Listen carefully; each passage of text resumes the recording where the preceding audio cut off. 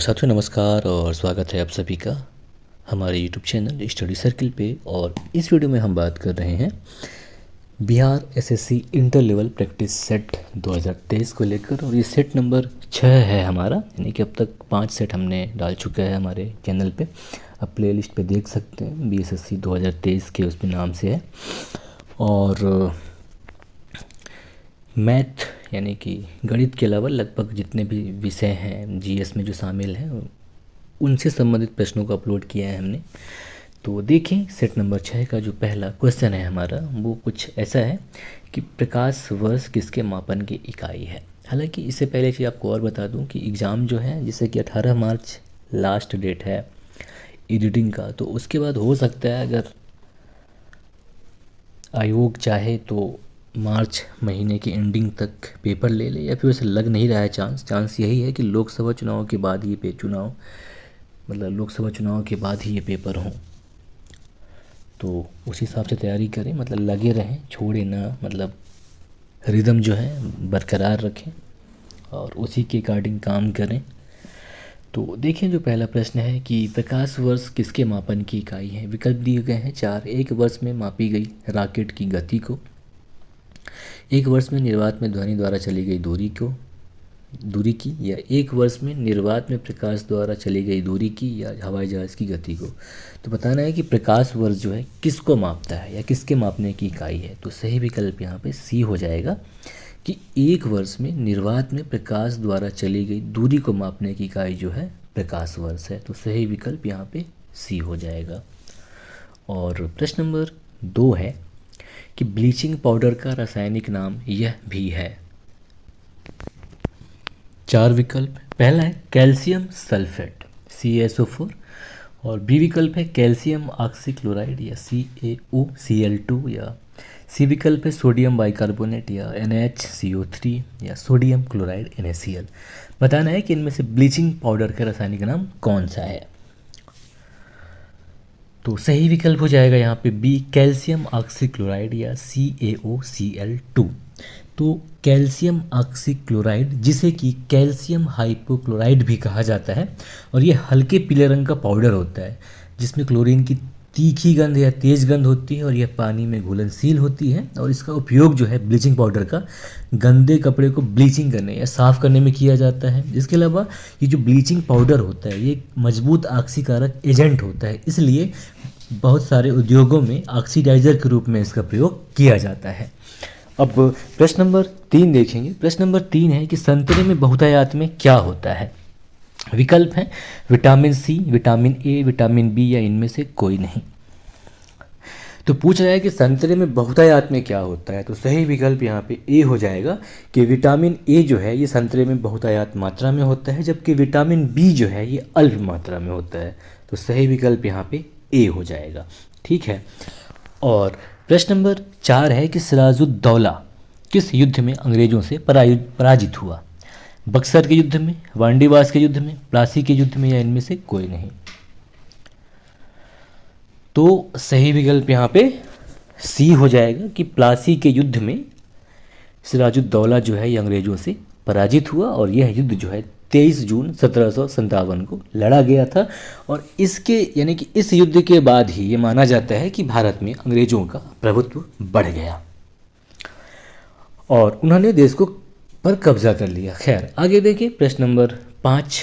तो प्रश्न नंबर 5 है कि भारत में सेवा कर किस वर्ष प्रारंभ किया गया था, यानी कि सर्विस टैक्स जो है किस वर्ष से प्रारंभ किया गया था। सन 1994-95, 96-97, 98-99, या 1991-92। तो सही विकल्प यहाँ पे ए हो जाएगा कि सन 1994-95 में जो है हमारे देश में सेवा कर प्रारंभ किया गया था। और सेवा कर की बात करें या सर्विस टैक्स की, तो यह एक प्रकार का अप्रत्यक्ष कर है, यानी कि इनडायरेक्ट टैक्स है ये। और ये जो सेवा कर है इसे चलैया समिति की संस्तुति पर वर्ष 1994-95 के वित्तीय वर्ष की अवधि में वित्त अधिनियम 1994 के द्वारा लागू किया गया था। ठीक है। और ये जो कर है ये संघ सूची का विषय है। सन 2003 में क्या हुआ, संविधान के 92वें संविधान संशोधन अधिनियम के द्वारा संविधान में अनुच्छेद 268 ए जोड़ा गया और जीएसटी सर्विस टैक्स के लिए। लेकिन वर्तमान समय में क्या है, 2016 के बाद से ये जो सेवा कर है जीएसटी में शामिल हो गया है। ठीक है, तो यहाँ पे सही विकल्प नंबर 1 हो जाएगा कि भारत में जो सेवा कर है सन 1994-95 में प्रारंभ किया गया था। अब प्रश्न नंबर 6 को देखें। प्रश्न नंबर 6 है कि जीवन बीमा निगम एक उदाहरण है। किस प्रकार का उदाहरण है? व्यावसायिक बैंक का, विकास बैंक का, या निवेश बैंक का, या सहकारी बैंक का? तो सही विकल्प यहाँ पे हो जाएगा सी विकल्प कि जीवन बीमा निगम जो है ये निवेश बैंक का एक उदाहरण है। जीवन बीमा निगम की बात करें तो सामान्यतः ये क्या करता है, जो जन सामान्य यानी कि हम जैसे आम आदमी लोग हैं, इनकी बचत को गतिमान करके औद्योगिक यानी कि जो इंडस्ट्री होते हैं उनके प्रतिभूतियों में या सिक्योरिटीज़ में निवेश करते हैं। और इस तरह से जो LIC है यह एक प्रकार का निवेश बैंक का उदाहरण है, यानी कि वह जो LIC है अपना पैसा इन्वेस्ट करता है, तो ये इन्वेस्ट बैंक का उदाहरण है। ठीक है, अब प्रश्न नंबर 7 देखेंगे। प्रश्न नंबर 7 है कि निम्न में से क्या भारतीय नागरिकों को आर्थिक न्याय प्रदान करता है?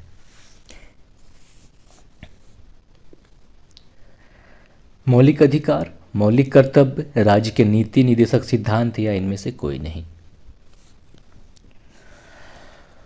तो सही विकल्प यहाँ पे सी हो जाएगा कि राज्य के नीति निदेशक सिद्धांत जो हैं ये भारतीय नागरिकों को आर्थिक न्याय प्रदान करता है।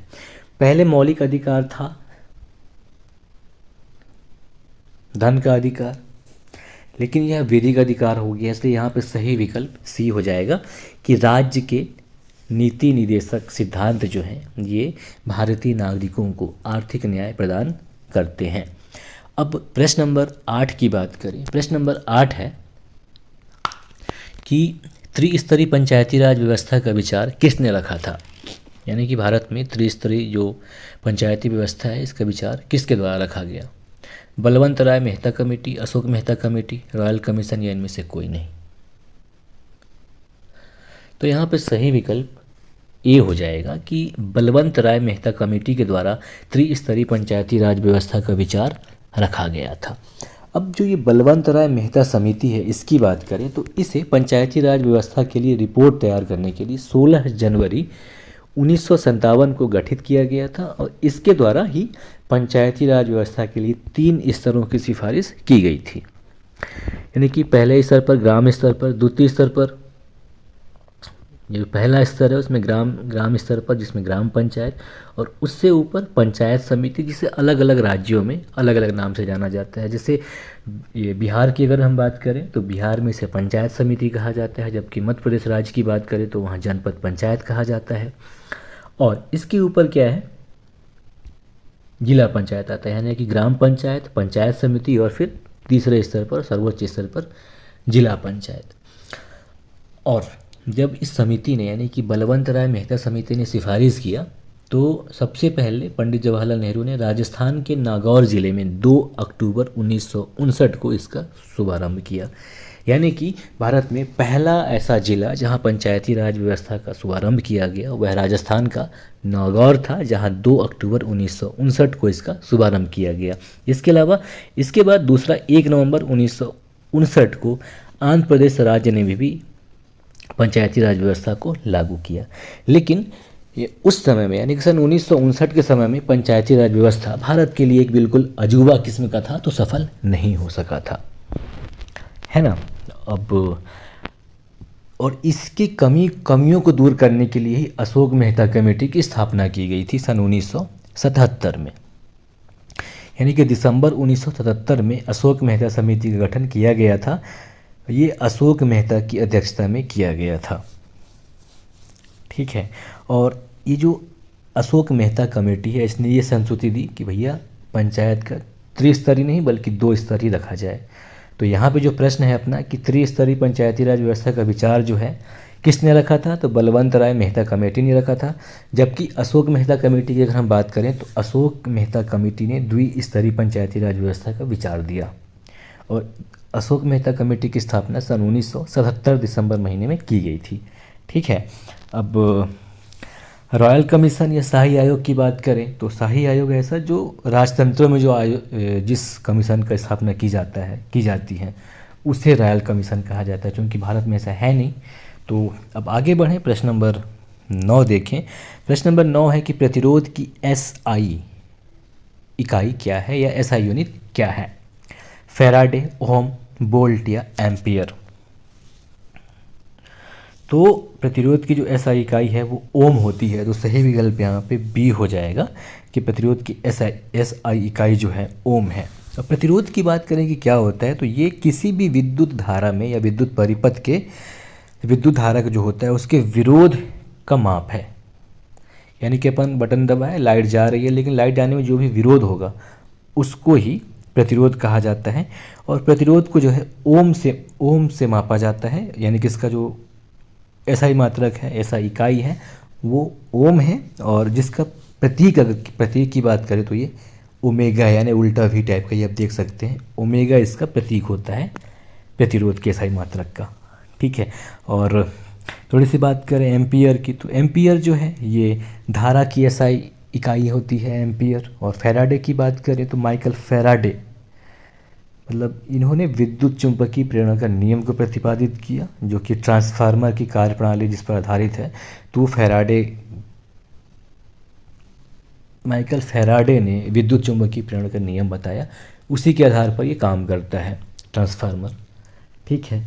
अब देखेंगे प्रश्न नंबर 10। प्रश्न नंबर 10 है कि त्वचा की ऊपरी सतह क्या कहलाती है? त्वचा यानी कि हमारा स्किन, तो इसकी ऊपरी सतह क्या कहलाती है? 4 विकल्प हैं, अंतःचर्म या एंडोडर्मिस, अधिचर्म या एपिडर्मिस, या चर्म डर्मिस, या विशिष्ट चर्म या स्पेशियल डर्मिस। तो बताना है कि त्वचा की ऊपरी सतह को क्या कहा जाता है।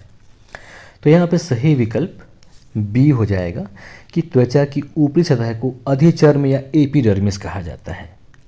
तो अगर हम बात करें तो हमारे शरीर के त्वचा की या किसी भी त्वचा की या स्किन की बात करें, तो जो स्किन है या त्वचा है, ये इसकी जो ऊतक है ये 3 परतों से मिलकर बनी होती है। पहला एपिडर्मिस, जिसे कि अधिचर्म कहा जाता है, जो कि सबसे ऊपरी परत होती है। इसके बाद डर्मिस या चर्म जिसे कहते हैं, या मध्य परत, जो कि अधिचर्म और निचली परत के बीच में स्थित होता है। और तीसरा जो है जिसे हाइपोडर्मिस कहा जाता है, या निचली या वसायुक्त परत। इसमें क्या होता है, ये जो हाइपोडर्मिस या निचली परत होता है इसे सबक्यूटेनियस परत भी कहा जाता है।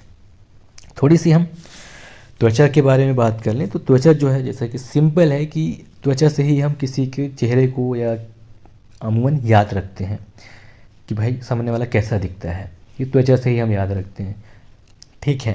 और त्वचा की बात करें तो सबसे शरीर का बाहरी अंग है जो सबको दिखता रहता है, त्वचा हमारा। ठीक है। और त्वचा का कार्य यह है कि ये जो भी बाहरी झटके होते हैं, धक्का होते हैं, चोट वगैरह होता है, उनसे सुरक्षा देने का काम करता है। इसके अलावा त्वचा हमारे शरीर के तापमान को नियंत्रित करता है, और जो भी उत्तेजनाएं होती हैं जिसमें जो दर्द करने वाली हों या अगर कुछ चोट वगैरह लग रहा है तो उनको महसूस करना, ये सभी काम जो है त्वचा करता है, और विटामिन डी के निर्माण में भाग लेता है। इसके अलावा ये जो हमारा एपिडर्मिस है, यानी कि जो अधिचर्म है या ऊपरी परत जो है त्वचा की, जो इसकी अधिकतर कोशिकाएं होती हैं वो केराटिनोसाइट होती हैं। और ये जो केराटिनोसाइट कोशिका होती हैं ये एपिडर्मिस की सबसे गहरी परत, जिसे कि बेसल परत कहा जाता है, उसमें मौजूद से, मतलब जो उनमें कुछ कोशिकाएं मौजूद होती हैं उनसे पैदा होती हैं। और ये जो एपिडर्मिस होती हैं, तो एपिडर्मिस की बेसल परत में ही जहाँ जहाँ मेलेनोसाइट नामक कोशिकाएं बिखरी हुई होती हैं, जिससे मेलेनिन नाम की पिगमेंट, जो कि मेलेनिन नाम का पिगमेंट बनाती हैं। और ये मेलेनिन ही हमारे शरीर के जो त्वचा है, त्वचा के रंग का निर्धारण करती है। ठीक है। तो मेलेनिन पिगमेंट जो है ये मेलेनोसाइट कोशिकाओं से मिलकर ऐसे बनती है।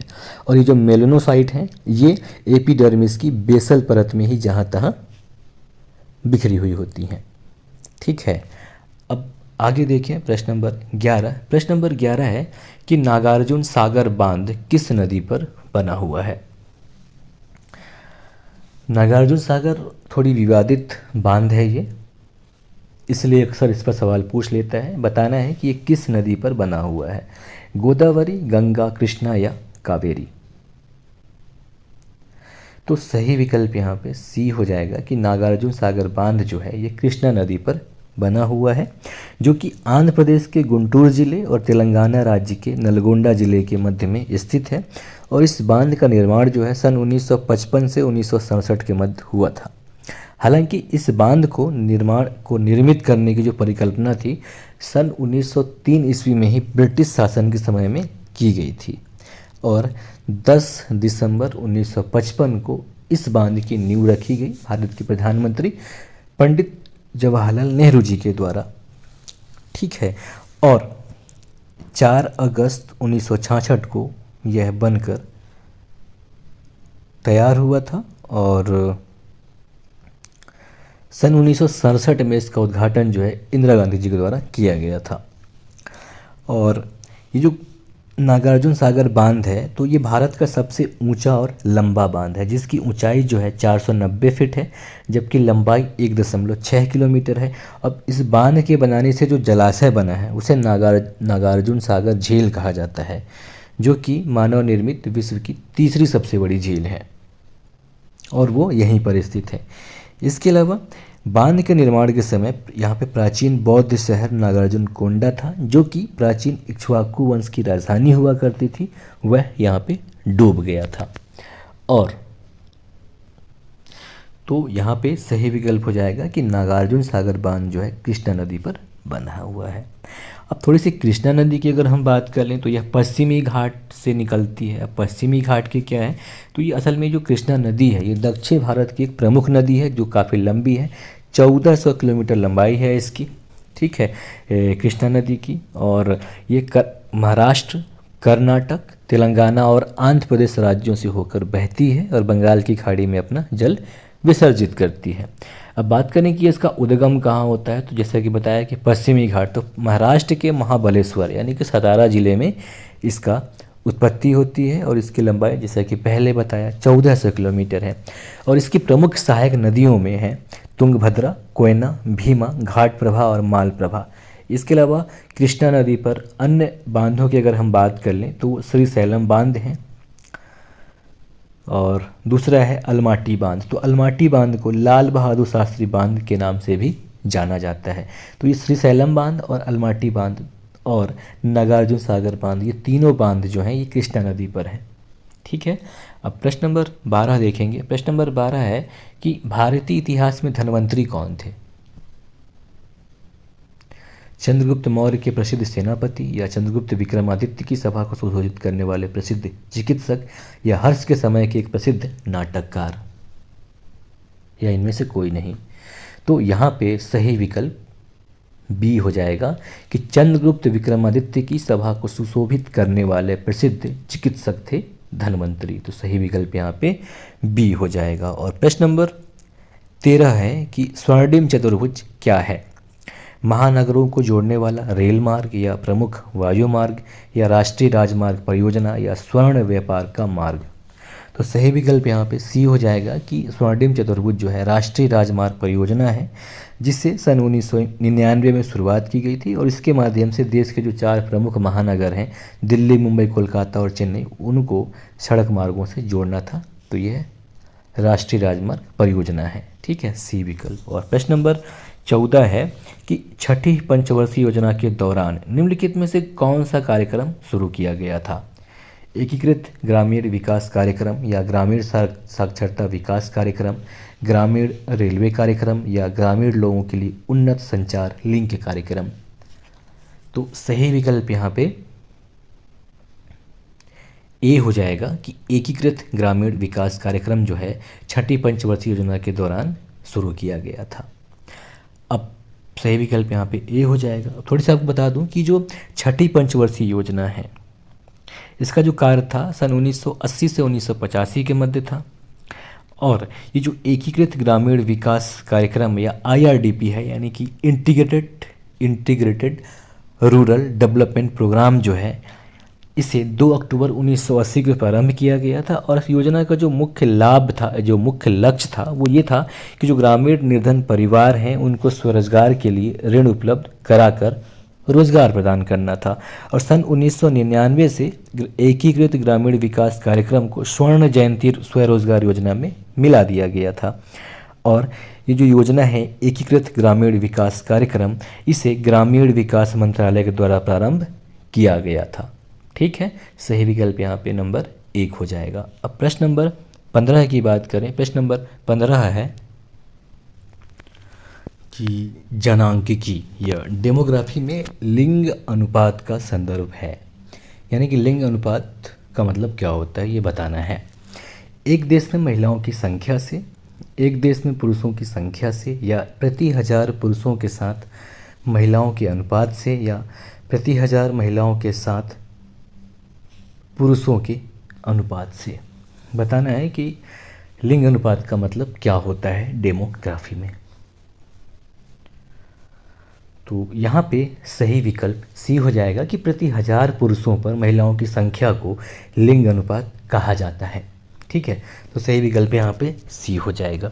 अब थोड़ी सी हम बात कर लें डेमोग्राफी या जनांकिकी की। तो जनांकिकी या जिसे जनसंख्या शास्त्र भी कहा जाता है, तो ये जो डेमोग्राफी है अंग्रेजी के 2 शब्द डेमोस और ग्राफी से मिलकर बना है। ठीक है, तो डेमोस का मतलब होता है जनसंख्या और ग्राफो का मतलब होता है विवरण देने वाला विज्ञान। यानी कि इस प्रकार देखा जाए तो जो जनांकिकी है या डेमोग्राफी है एक ऐसा विज्ञान है जो कि विवरण के रूप में जनसंख्या संबंधी विशेषताओं को बताता है। ठीक है, अब बात कर लें ये जो जनांकिकी शब्द है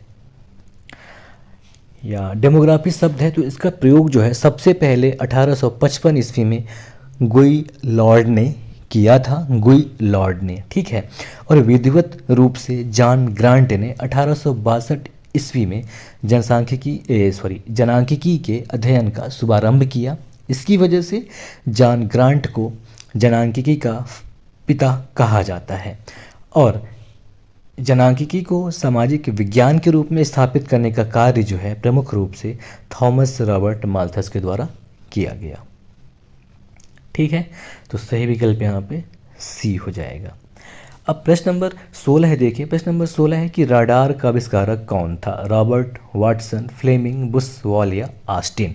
तो सही विकल्प यहाँ पे ए हो जाएगा, रॉबर्ट वाटसन, जो कि स्कॉटिश वैज्ञानिक थे और इन्होंने वर्ष 1935 में पहली प्रायोगिक राडार यानी कि RADAR या रेडियो डिटेक्शन एंड रेंजिंग का निर्माण किया, विकास किया था। ठीक है, और ये जो राडार है असल में वस्तुओं का पता लगाने वाली एक प्रणाली है जो कि सूक्ष्म तरंगों का उपयोग करती है और उसकी सहायता से गतिमान वस्तुओं जिसमें कि वायुयान हो गया, जलयान हो गया आदि की दूरी, ऊंचाई, दिशा, चाल आदि का दूर से ही पता लगाने लेने का काम करता है। इसके अलावा मौसम में जो तेज़ी से आ रहे परिवर्तन है उसका भी पता जो है राडार के द्वारा चल जाता है।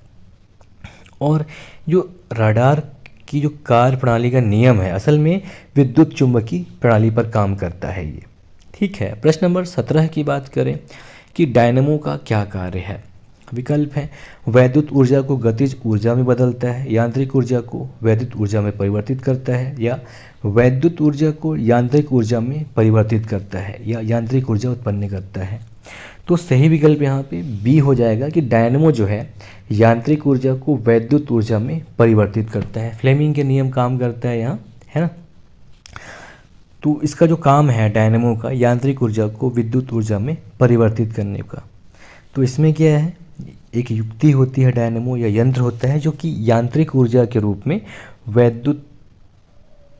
ये जो यांत्रिक ऊर्जा है उसे वैद्युत ऊर्जा के रूप में परिवर्तित कर देता है। डायनेमो में क्या है, आर्मेचर लगा होता है जो कि चुंबकीय बल क्षेत्र में घूमता रहता है और जिससे विद्युत चुंबकीय प्रेरण के कारण इलेक्ट्रोमैग्नेटिक बल उत्पन्न होता है। ठीक है, तो सही विकल्प यहाँ पे बी हो जाएगा कि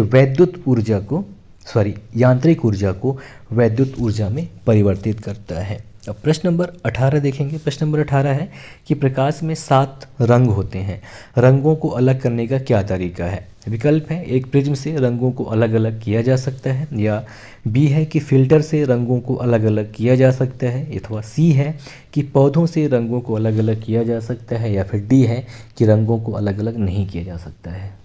तो सही विकल्प यहाँ पे क्या हो जाएगा, ए, प्रिज्म के माध्यम से इन रंगों को अलग अलग किया जा सकता है। अब प्रिज्म से प्रकाश किरण गुजारेंगे तो जो प्रकाश किरण है 7 रंगों में विभक्त हो जाती है वेब की ओर में। ठीक है। प्रश्न नंबर 19 है कि आइंस्टीन को नोबेल पुरस्कार जो है किस कार्य पर मिला था। अपेक्षिकता का सिद्धांत, या बोस आइंस्टीन संघनन सिद्धांत, या संहति एवं ऊर्जा की तुल्यता, या प्रकाश विद्युत प्रभाव। तो सही विकल्प यहाँ पे ए हो जाएगा कि आइंस्टीन को 1921 में जो नोबेल प्राइज दिया गया था यह इनके प्रकाश विद्युत प्रभाव कार्य पर दिया गया था। और आपेक्षिकता और विशेष आपेक्षता का सिद्धांत इन्होंने दिया, बोस आइंस्टीन संघनन इन्होंने बताया बोस के साथ मिलकर, और संहति एवं ऊर्जा यानी कि E = mc² की तुल्यता, हालांकि इनको जो नोबेल प्राइज़ मिला ये इनके प्रकाश विद्युत प्रभाव के काम पर इनको मिला। ठीक है। तो सही विकल्प यहाँ पे डी हो जाएगा। और प्रश्न नंबर 20 है कि प्रकाश विकिरणों की प्रकृति होती है तरंग के समान, कण के समान, तरंग एवं कण दोनों के समान, तरंग एवं कण किसी के समान नहीं। तो सही विकल्प यहाँ पे सी हो जाएगा कि प्रकाश विकिरण की जो प्रकृति होती है ये दोनों होती है, तरंग और कण दोनों के समान होती है। तो सही विकल्प यहाँ पे सी हो जाएगा। और प्रश्न नंबर 21 है कि वर्षा की बूंद की गोलाकार आकृति का कारण है, यानी कि क्या ऐसा वजह है कि जो ऊपर से बारिश की बूंदें गिरती हैं वो गोल होती हैं। पहला तो है द्रव का घनत्व, पृष्ठ तनाव, या वायुमंडलीय दाब, या गुरुत्व। तो सही विकल्प यहाँ पे बी हो जाएगा कि वर्षा की बूंद की गोलाकार आकृति का होने का कारण जो है पृष्ठ तनाव है। अब पृष्ठ तनाव की बात करें तो ये आणविक आकर्षण का परिणाम है जिसकी वजह से जो द्रव की बूंद है ये गोल हो जाती है। तो सही विकल्प यहाँ पे बी हो जाएगा। और प्रश्न नंबर 22 है कि सूर्य पर ऊर्जा का निर्माण होता है, यानी कि सूर्य को ऊर्जा कहाँ से मिलती है। विकल्प है नाभिकीय विखंडन द्वारा, नाभिकीय संलयन द्वारा, या ऑक्सीकरण अभिक्रियाओं द्वारा, या अवकरण अभिक्रियाओं द्वारा। तो सही विकल्प यहाँ पे बी हो जाएगा कि सूर्य पर ऊर्जा का निर्माण जो है नाभिकीय संलयन के द्वारा होता है। ठीक है। अब प्रश्न नंबर 23 है कि परमाणु नाभिक के अवयव हैं, यानी कि परमाणु के नाभिक में क्या क्या होते हैं। इलेक्ट्रॉन और प्रोटॉन, इलेक्ट्रॉन और न्यूट्रॉन, प्रोटॉन और न्यूट्रॉन, या प्रोटॉन, न्यूट्रॉन और इलेक्ट्रॉन। आपको बताना है कि परमाणु नाभिक के अवयव हैं, यानी कि परमाणु के नाभिक में क्या क्या होते हैं। तो सही विकल्प यहाँ पे सी हो जाएगा कि प्रोटॉन और न्यूट्रॉन। देखिए प्रोटॉन और न्यूट्रॉन जो हैं ये दोनों मिलकर परमाणु के नाभिक में रहते हैं, जबकि इलेक्ट्रॉन क्या है चारों ओर चक्कर लगाता रहता है। ठीक है। प्रोटॉन की बात करें जो कि धनात्मक होता है, प्रोटॉन यानी कि पॉजिटिव एनर्जी वाला, और न्यूट्रॉन न्यूट्रल होता है, इसमें कोई एनर्जी नहीं होता। तो दोनों मिलकर परमाणु ये जो हैं नाभिक में होते हैं, और जो परमाणु का नाभिक होता है ये धनात्मक प्रकृति का होता है। ठीक है। अब इसके चारों ओर जो इलेक्ट्रॉन है अपने कक्षा में चक्कर लगाता रहता है। ठीक है। तो सही विकल्प यहाँ पे सी हो जाएगा कि परमाणु नाभिक के अवयव जो हैं प्रोटॉन और न्यूट्रॉन है। ठीक।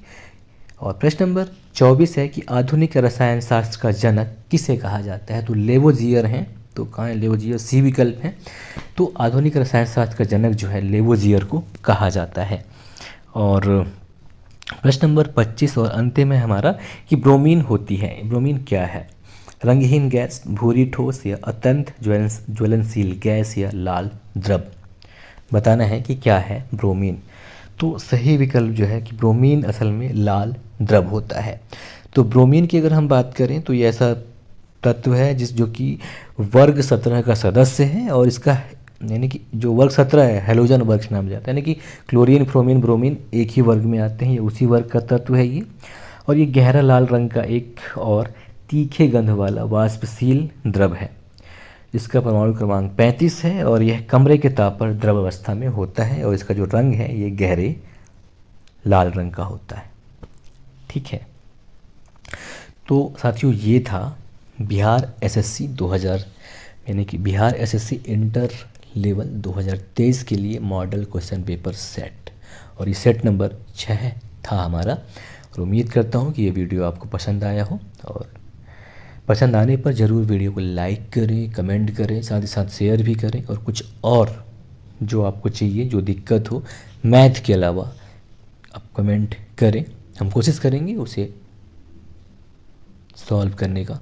तो नमस्कार, जय हिंद और जय भारत।